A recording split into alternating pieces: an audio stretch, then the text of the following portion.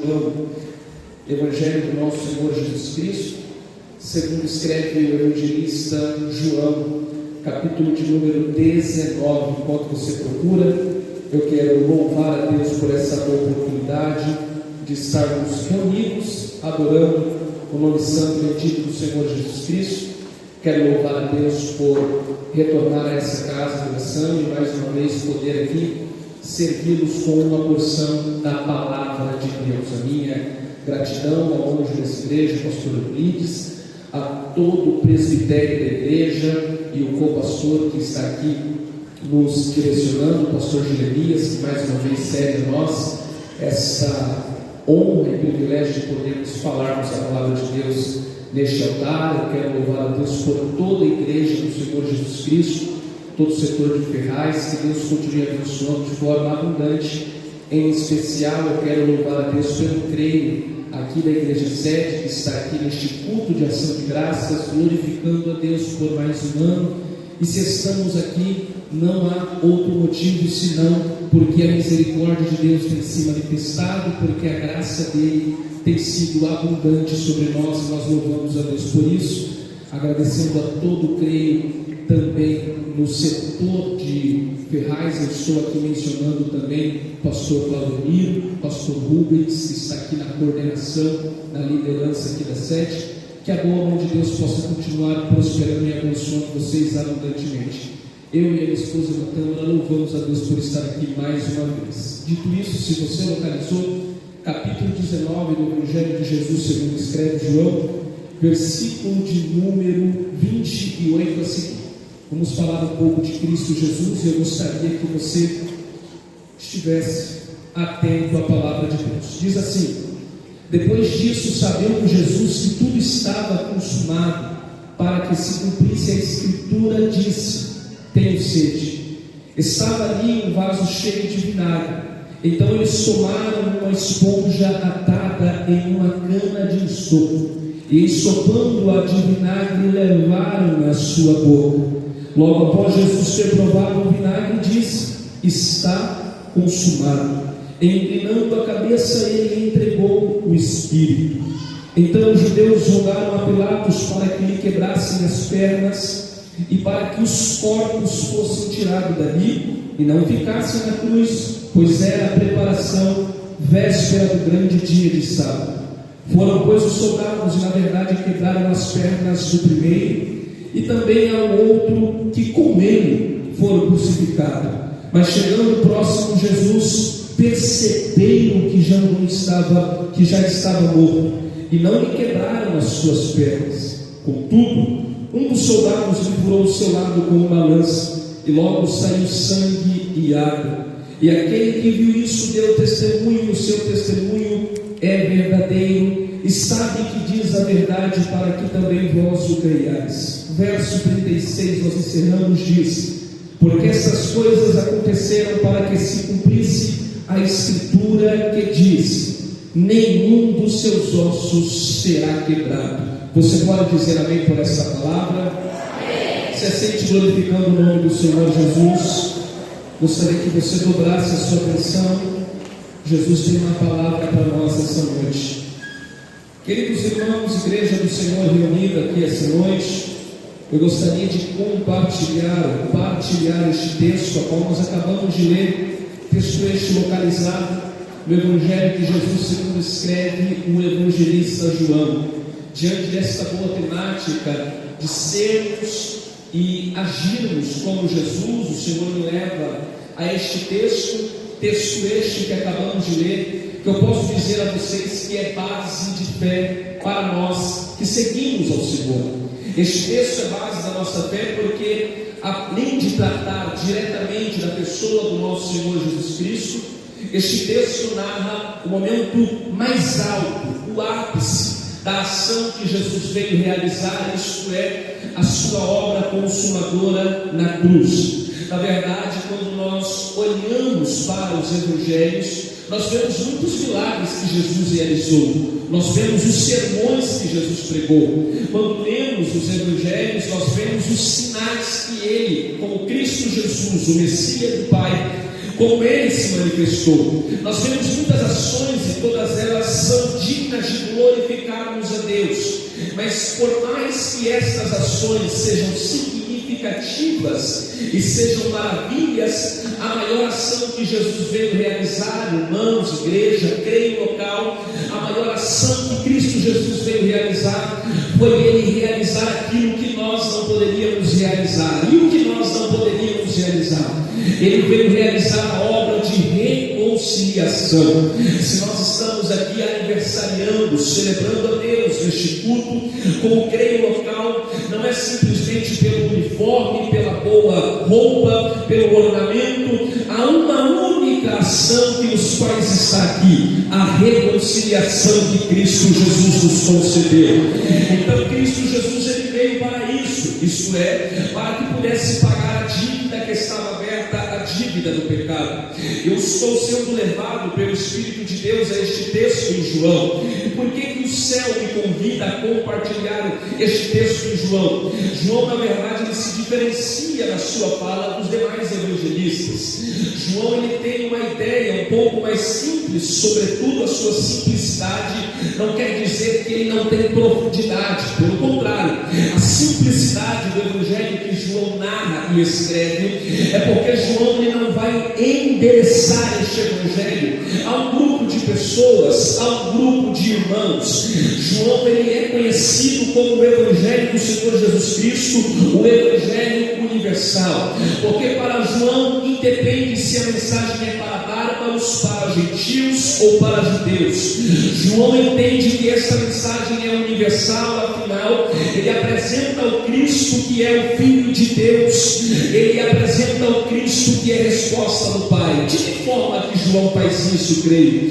Se você analisar o evangelho de João, no primeiro capítulo, João, diferente dos demais discípulos, ele não vai abordar a questão da genealogia de Jesus. João, ele não vai se prender na questão que todos os discípulos tinham hábito, ou pelo menos os evangelistas tinham. João já começa dizendo que no princípio ele era o verbo estava com Deus e o verbo era Deus. Mas João continua dizendo que agora o verbo se fez carne e passou a tabernacular, isto é, habitar no meio de nós. João não para por aí. João diz que sem ele nada do que foi feito se fez. Ele estava com Deus no dia da criação. João não para por aí. João está querendo apresentar o Cristo que é resposta não apenas para os judeus, não apenas para todos os grupos religiosos dos judeus. João está apresentando um Cristo que é resposta para a humanidade. De que forma que João está dizendo isso? João está dizendo agora ele se fez matéria humana, já que o homem não pode resolver a problemática do pecado.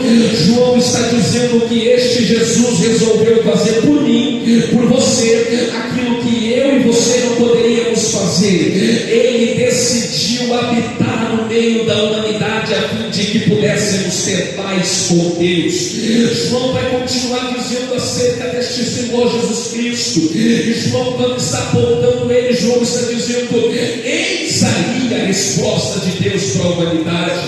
Este Cristo Jesus que João está narrando é a resposta do Pai para que nós pudéssemos ter agora alcançado salvação. Então João está contando, narrando, falando acerca de um Cristo que é resposta. E eu vim pregar essa noite que o céu é resposta para a sua vida.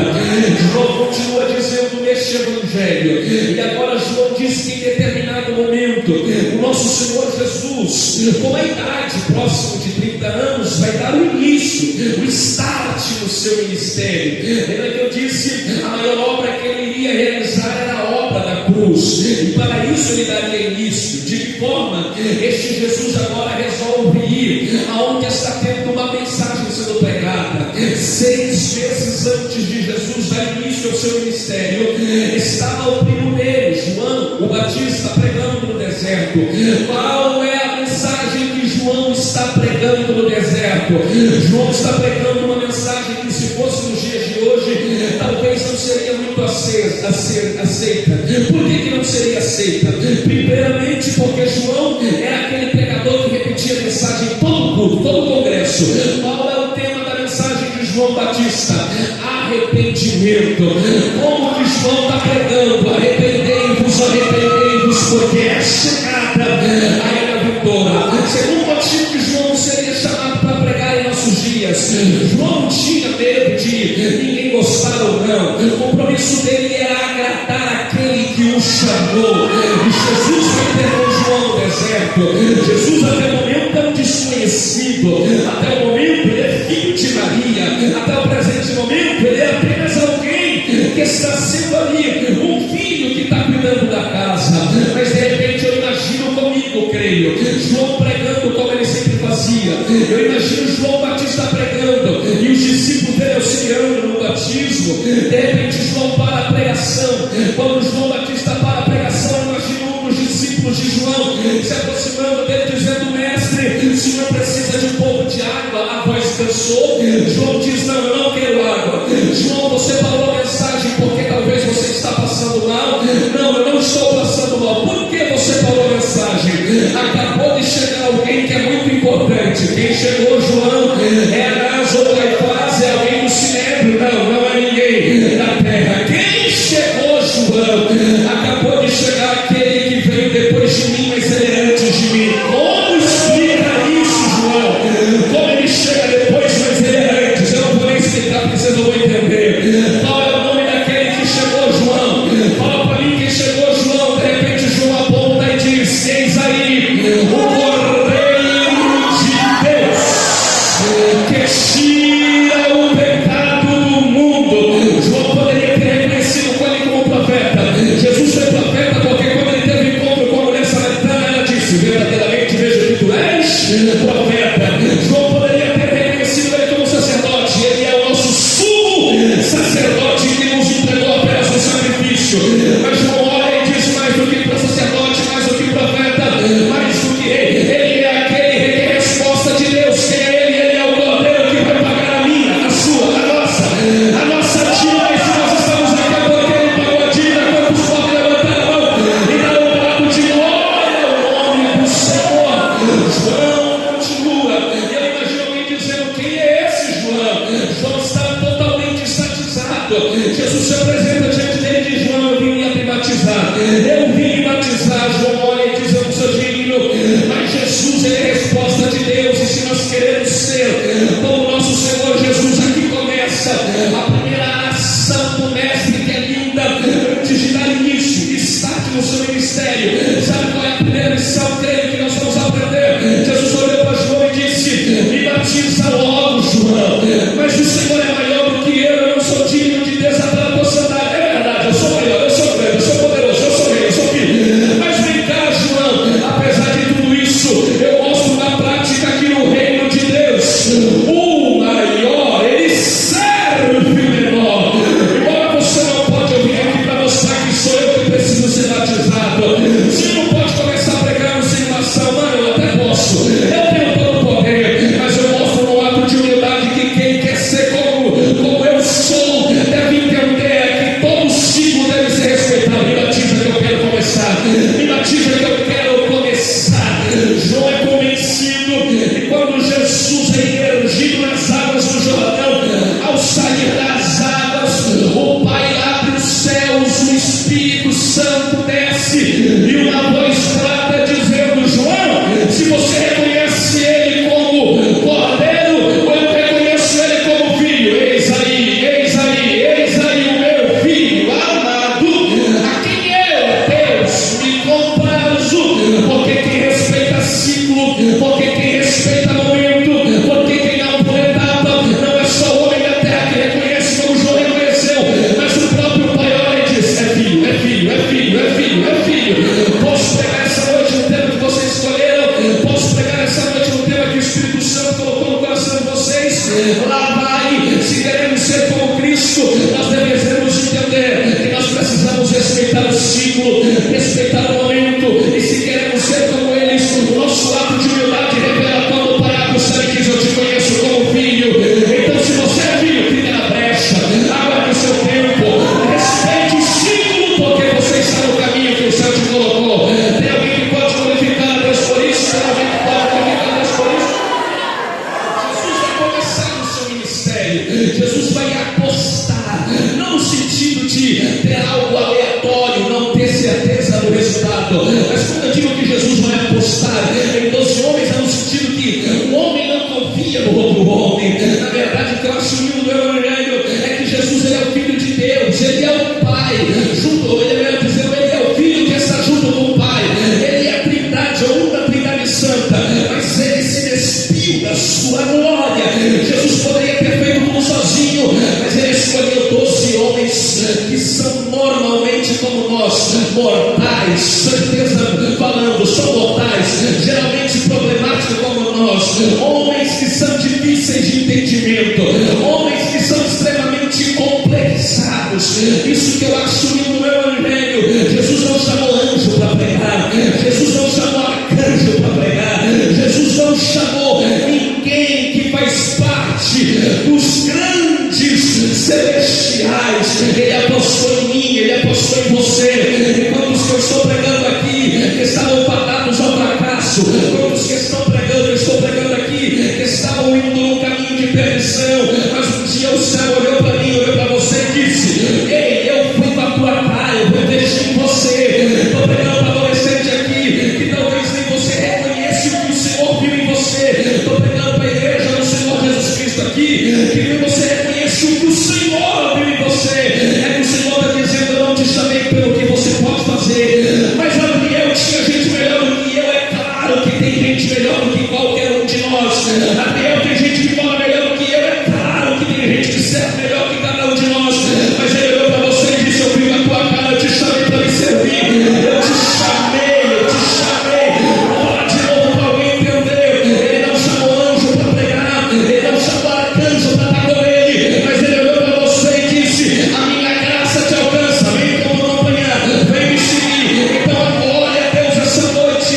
Pare de ficar se complexando, porque eu não sei, eu não faço. O céu está dizendo: não é sobre você, é sobre a minha graça que te alcançou, é sobre o meu poder. Eu estou sentindo graça para pregar essa palavra. O Senhor está em 12 homens que vão acompanhá-lo por 3 anos, 3 anos de aprendizado, discipulado, orientação, 3 anos de forma aprofundada, que eles seriam preparados pelo Senhor Jesus. E Jesus está ensinando eles, só que tudo que Jesus fazia causava o reboliço, e agora os judeus estão agora bravos, para não dizer eles estão com uma dor de cotovelo. Isso eu digo para não falar que eles estavam com inveja. Os judeus estavam preocupados porque Jesus arrastava a multidão, não pela sua fama apenas, mas pelo poder que ele manifestava. Aí os judeus disseram: nós precisamos parar esse homem, nós precisamos parar os discípulos desse homem. Só tem uma forma de parar ele: vamos usar o poder do Estado do Império Romano, a fim de que o Império Romano possa facilitar para nós, e nós vamos paralisar esse homem. Os judeus foram até Pilatos e disseram: Pilatos, nós precisamos de um favor, nós precisamos que você mande matar o homem. Quem é esse homem? Esse homem, o nome dele é Jesus. O que fez esse homem? Ele roubou, ele não roubou ninguém. Então o que ele fez? Na verdade, no outro dia ele veio pregando, dizendo que ele veio para dar vida, e é vida com abundância. Pilatos olhou e disse para mandar matar alguém: esse homem deve ter cometido um crime de alta periculosidade.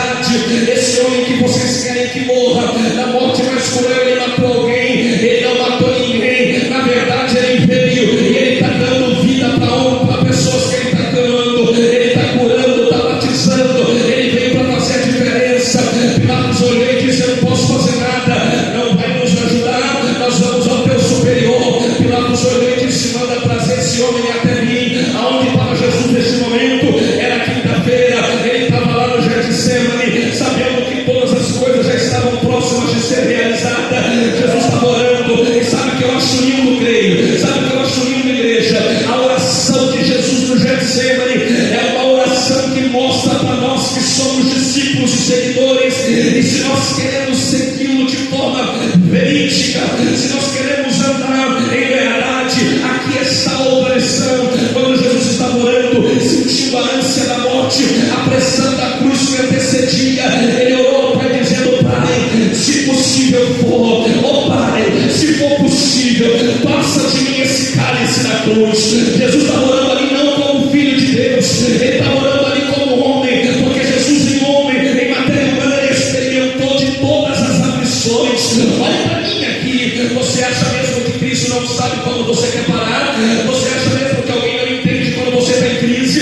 Você acha mesmo que alguém não entende a sua dor? O próprio Senhor Jesus sente isso, porque quando ele ora, era ele na mais razão humana, dizendo: se for possível, alivia, eu sei o que eu vou experimentar. Mas aí vem a maior lição. Qual lição? Ele está nos ensinando: nós não vivemos para a nossa própria vontade. Ele disse: todavia, que seja feita não a minha, mas a sua vontade. Lembra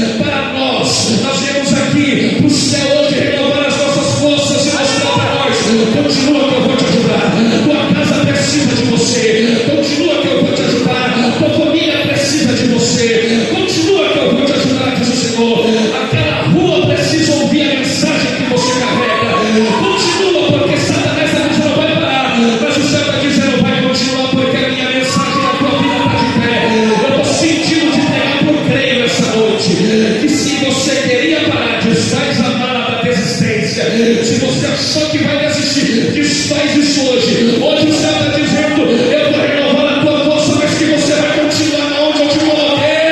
Satanás não te tira do ambiente. Glória. Satanás não muda a rota, porque eu renovo a tua força, mas a posição que eu te coloquei, diz o Senhor, tu vai permanecer. Tem alguém comigo?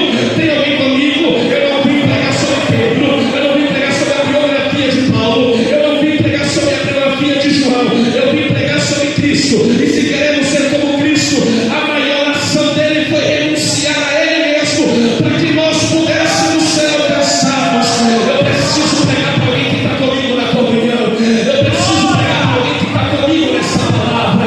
Se Satanás disse que vai te falar e para a tua casa, manda Deus dizer: é agora que tu vai continuar e a tua casa vai ser alcançada. Se Satanás está dizendo que esse final de ano tu desvia, é agora que tu fica mais crente para abalar o inferno. Quem tem glória, solta glória. Eu não vim pregar essa noite para quem vai parar, eu não vim pregar essa noite para quem vai desistir, eu vim pregar para quem vai bater no peito e vai dizer: pela força de Deus eu vou continuar, pela força de Deus eu vou continuar. Tem alguém que vai continuar agora? Tem. Escute, olhe para mim. Ser como Cristo não é apenas manifestar o seu poder curando vidas, não é apenas manifestar o seu poder para a libertação de pessoas. Ser como Cristo é viver uma vida a fim de agradar não a si mesmo, mas a Ele. Como que é isso? Quem está comigo, diga amém. Quem está comigo, diga amém. Como Paulo disse que a imitador de Cristo não era propriamente pelos sinais que ele manifestava. Isso é cura, libertação. Paulo aprendeu a viver uma vida de renúncia. E se eu pudesse resumir, seguir a Cristo em uma única palavra, são muitas. Se eu estou dizendo, se eu pudesse, eu diria: renúncia. Quer ser como Cristo? Renuncie. Quer andar como Ele andou? Renuncie. Por que renúncia? Porque quando Isaías está vendo aquela visão lá no trono, quando Isaías está vendo a visão, Isaías olha e diz: olha a conversa. Quem é de por nós? Quem? Se fosse Isaías é mortal. Isaías não pode vir por nós. Eu quero um homem que pode pagar a dívida do pecado. Não tem homem na terra que poderia pagar, mas ele olhou para o pai e disse: pai, envia-me a mim, eu renuncio a minha majestade, eu renuncio, eu vou me tornar homem para que eles possam receber vida. Ah não, eu vou dar outro versículo para você na glória. Paulo escrevendo aos Filipenses, ele disse: de sorte que haja no meio de vós o mesmo sentimento que houve em Cristo Jesus. Qual é o sentimento que houve em Cristo Jesus? É o sentimento de curar, de ter seguidores no Instagram, é o sentimento de ser o mais popular lá no Instagram e de ter milhares e milhões de seguidores. Não.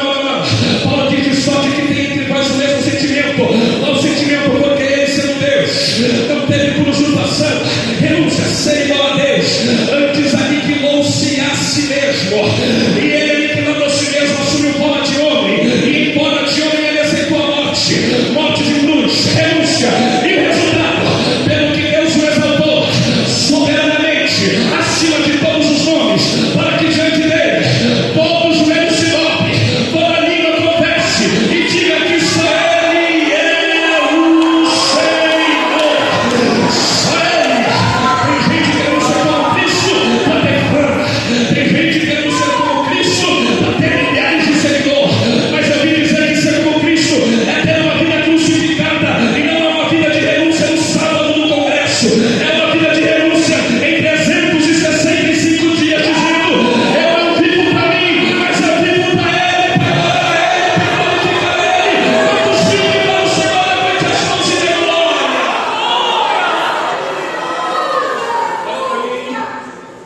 Jesus poderia ter desistido, mas Ele disse: eu não vou fazer a minha vontade. Deixa eu dizer uma coisa: toma cuidado, porque na hora que você estiver próximo a viver aquilo que Deus tem para você, a pressão do calor da prova que você estiver vai dizer para você: existe. Mas eu estou dizendo: já está quase no final, continua. Alguém entendeu? Vou falar de novo.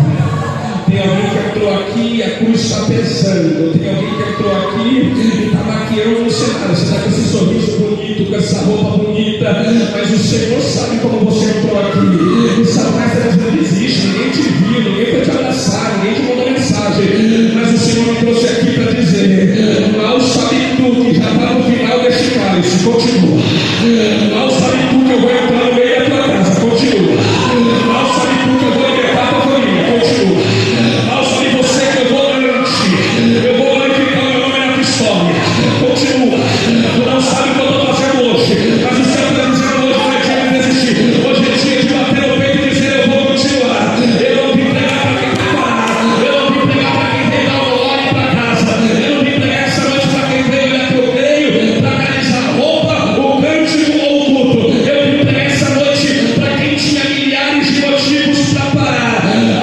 Eu vim pregar para alguém que a história de vida é um sinal perfeito para desistir, mas o Senhor manda dizer: se fosse para tu morrer, já tinha morrido, se fosse para parar, já tinha parado, se fosse para desistir, já tinha desistido. Já pegou janeiro, fevereiro, março, abril, maio, junho, julho, agosto, setembro, já que suportou tudo, dá glória para o meu nome, diz o Senhor. O teu cálice está acabando e o meu nome será glorificado. Eu estou sentindo de pregar. Eu não vim pregar essa noite para quem vai parar, eu vim pregar essa noite para alguém que o céu está mandando um cântico e coloca um cântico na tua boca para dizer: canta que eu vou honrar o meu nome, eu vou honrar a promessa, pela tua renúncia eu vou honrar aquilo que eu te prometi, pela tua renúncia eu vou honrar o meu propósito com a tua história. Dá glória para o teu Deus essa noite, porque são 8 horas e 56 minutos e prega a Deus a minha boca para quem crê. Pela tua renúncia de ficar na minha vontade, o meu nome na tua vida vai ser glorificado. Demônio não vai parar o que eu comecei, diga glória. Demônio não vai paralisar o que eu iniciei. Eleva a tua cabeça da glória para o meu nome, diz o Senhor. Eu te renovo para você permanecer. E alguém que recebe isso? Prenderam o nosso Senhor. Quando prenderam ele, apresentaram ele diante de Pilatos. Antes disso, quiseram até interrogá-lo, dizendo: se tu és o Cristo, dá sinais que tu és. Ele disse: quem disse que eu vou fugir? Quem está comigo, diga amém. Ele disse que se eu pudesse resumir a caminhada em ser como Cristo, ou andar como ele andou, eu resumiria com renúncia. Sim ou não? Olha a renúncia. Quando disseram para Jesus: se tu és, ele poderia ter dito: olha, eu vou provar que eu sou. Ele disse: quem disse que eu vou correr do que o Pai tem para mim? Eu decidi não viver o que eu quero, mas eu decidi viver o meu propósito. Se eu quisesse, o Pai mandaria 12 legiões de anjos. Mas ele olhou e disse: eu não quero provar nada para ninguém, eu vou permanecer e agradar o meu Senhor. Quando Pilatos tem encontro com ele, Pilatos olha e analisa: esse homem é inocente. Olha para mim, Pilatos até quis livrar ele da cruz, porque a esposa dele olhou para ele e disse: eu sonhei que esse homem é inocente. Mas Pilatos, pressionado pelos judeus, vai colocar Jesus depois de tanta pressão, Jesus passando por 6 julgamentos, no último, júri popular. Ele diz: quem vocês querem que eu solte? Quem vocês querem que eu crucifique? A multidão: solta Barrabás, crucifica a Jesus. Pegaram o nosso mestre. Nós falamos da cruz, e a cruz ela é cruel. Mas o que antecede a cruz é mais cruel ainda. Porque o crime de Jesus está em João capítulo 19, verso de número 19. Se tiver com a Bíblia aberta, pode entrar. Se não tiver, não leio. E todo condenado à cruz colocava o nome dele na cruz, e aí a identificação, nome e o crime coletivo. Colocaram na cruz: este é Jesus. Qual é o crime dele, creio? Qual é o crime dele, creio? Capítulo 19, verso 19. Este é Jesus, Rei dos Judeus. esse crime está errado. Se isso é crime, esse crime pelo menos está alcançando de forma parcial, porque o salmista no Salmo 24 não disse que ele é apenas rei dos judeus. O salmista disse: levantai, ó portas, a sua cabeça, abri, ó entradas eternas. Quem está chegando? Quem está chegando? Quem está chegando? Quem está chegando? Não conhece? O salmista diz: eu vou falar. Esse é o Rei dos Reis, o Senhor dos Senhores. Prepara para a glória. Ele é Rei da América do Sul, Ele é Rei da América do Norte, Ele é Rei do Oriente, Ele é Rei do Ocidente, Ele é Rei da Oceania, Ele é Rei da Ásia, Ele é Rei dos Reis, Senhor dos Senhores. E muito em breve esse Rei, muito em breve esse Rei, Ele vai descer os ares, e na sua coxa está escrito: o que está escrito para amor? Rei dos Reis, Rei dos Reis, Rei dos Reis. Só quem está sentindo a presença do Rei, só quem é grato ao Rei, só quem foi liberto pelo Rei, só quem está aqui porque o Rei salvou. Levanta a mão e na glória, levanta a mão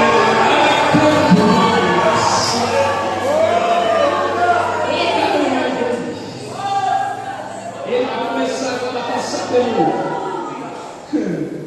pelo calor da pressão que antecede a cruz. Colocaram uma coroa de espinhos na sua cabeça. Um escritor chamado Pierre Barbet, ele é um médico cirurgião francês que dedicou 20 anos da sua carreira e profissão para descrever cientificamente a crucificação de Jesus. Pierre Barbet diz que quando colocaram os espinhos na cabeça de Jesus, os espinhos começaram a ferir a sua pele e a comprimir a sua caixa craniana. Tudo isso por amor a mim, tudo isso por amor a você, tudo isso por amor a cada um de nós. Ele poderia ter comparado, mas ele preferiu continuar porque nós teríamos vida.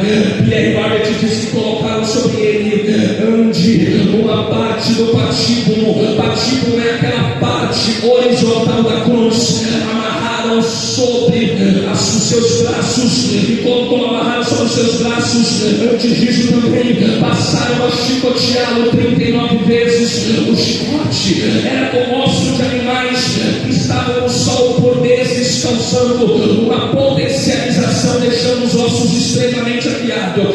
Junto com os ossos estavam partes e fragmentos de chumbo. Os ossos é para entrar na carne e ao sair arrancar pedaços. O chumbo na ponta do açoite é para causar lesões. Jesus poderia ter parado, mas a renúncia dele foi tão grande que ele disse: eu vou continuar. Alguém vai me glorificar na frente. Eu vou continuar. Alguém vai me glorificar na frente. Quando ele pegou o patíbulo, ele estava subindo a caminho do Gólgota, e de repente a multidão dizia: tu não é o Cristo, sai daí, salva-te a ti mesmo. Ele poderia ter saído, mas ele renunciou. A multidão disse que tu és o Filho de Deus, salva-te a ti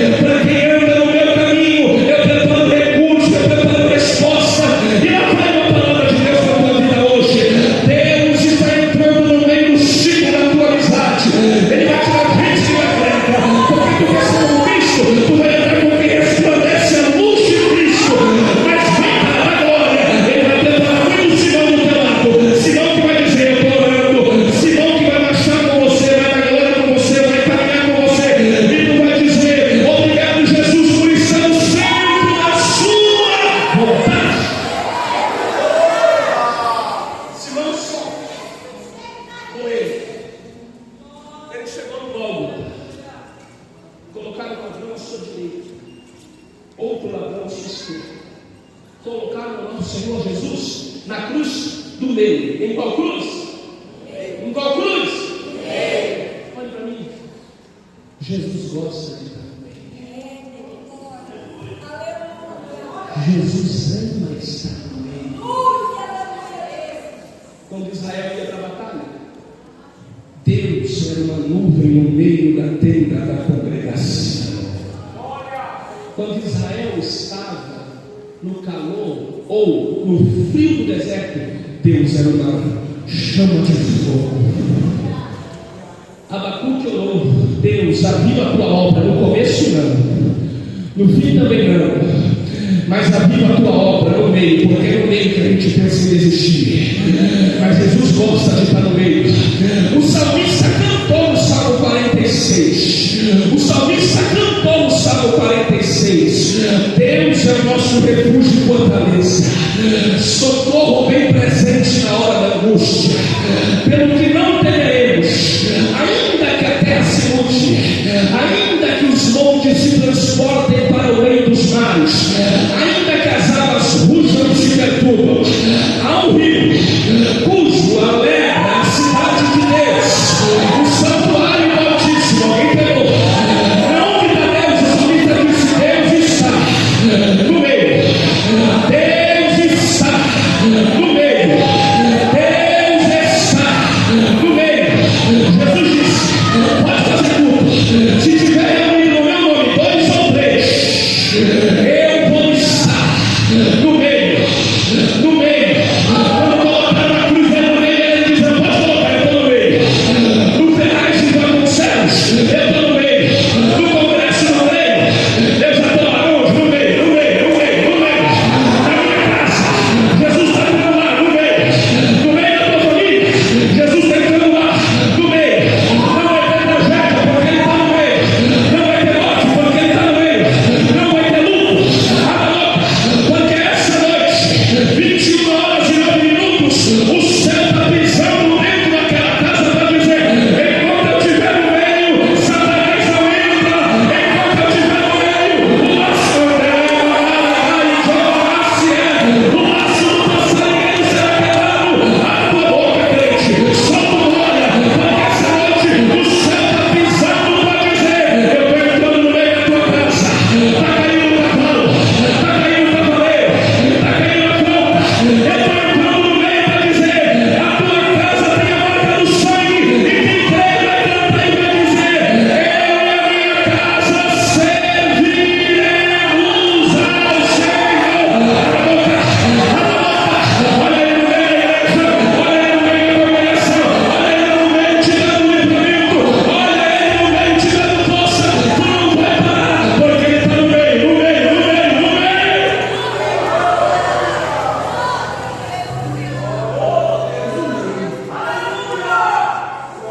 Tendo Jesus cumprido todas as coisas, ele disse: Pai, eu entrego a ti o Espírito.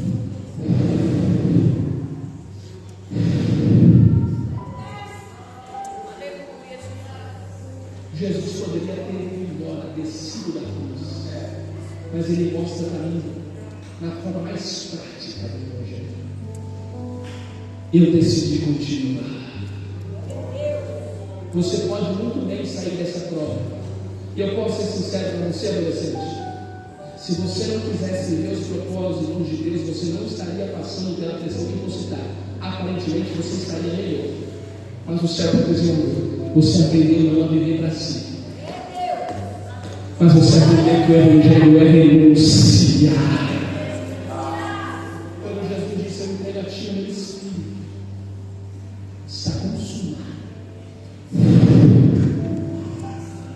Ele olhou para o soldado: dá um pouco de água, estou com sede, estou morrendo. E o soldado: água, eu te dou vinagre. E a pior coisa para nós, que queremos ser seguidores de Cristo, é quando a gente só quer um pouco de água e alguém causa em nós aquilo que vai piorar a nossa sede, nos dando vinagre. E renunciar é isso, é você receber muitas vezes o que você não plantou, mas é você saber que o galardão não vem na terra, mas naquele que te chamou. Paulo disse: aquele que quer agradar a Deus não pode ter um embaraço nos negócios dessa vida, mas ele é alistado para agradar aquele que o chamou. Eu preciso falar para alguém essa noite: aguenta firme, porque o galardão é Deus quem dá. Eu preciso pegar para adolescente essa noite, eu disse: aguenta firme, porque no final de tudo isso você vai dizer: valeu a pena honrar o nome do Senhor. Aguenta essa renúncia de andar com certos tipos de amizade, porque no final tu vai dizer: valeu a pena estar no propósito de Deus. Aguenta firme. Eu sei que estar sozinho muitas vezes é ruim, mas no final tu vai dizer: eu não estou sozinho. Foi tempo que o Senhor preparou para eu ter experiências com o Espírito Santo. Aguenta firme, porque está chegando a hora que tu vai dizer: valeu a pena, valeu a pena, valeu a pena, valeu a pena. Então Jesus inspirou e ele provou o vinagre, ele entregou o Espírito. Os judeus disseram: Pilatos, permita-nos tirar ele da cruz, permita-nos tirar ele com uma condição: quer os ossos, com uma condição: quer as pernas. O soldado quebrou as pernas do ladrão da direita, o soldado quebrou as pernas do ladrão da esquerda, mas o texto sagrado diz que quando o soldado se aproximou para tentar quebrar as pernas dele, não quebrou. A lança passou e furou o seu lado com uma lança, e com isso saiu sangue, com isso saiu água. Os ossos não quebrou, não foi por falta de pontaria, os ossos não quebrou, não foi por falta de habilidade, é porque o salmista disse no Salmo 34: dele nenhum dos seus ossos será quebrado.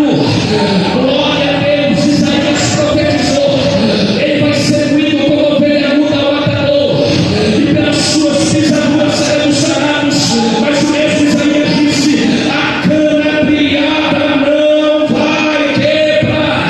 Ariel, eu estou renunciando e parece que eu vou desistir. Ariel, eu estou querendo seguir a Cristo e parece que eu vou sucumbir, eu vou morrer. Não, porque ossos da Bíblia é estrutura. A igreja vem comigo que eu encerro agora. A igreja vem comigo que eu paro agora. Ossos da Bíblia significa estrutura. Quando José do Egito estava para morrer, ele pediu para os irmãos: quando forem para a terra prometida, eu vou morrer no Egito, nós vamos morrer no Egito. Mas olha o que ele disse: a minha estrutura é no Egito, leve para Canaã o quê? Os meus ossos. Ezequiel recebeu a visão, e a visão que Ezequiel viu foi o vale de ossos secos, que significa a estrutura do povo de Israel. Ossos da Bíblia é a estrutura. Quando o rei queria ganhar do outro e mostrar que este rei que perdeu nunca mais se levantaria, quebrava os ossos e tacava fogo. Mas em Cristo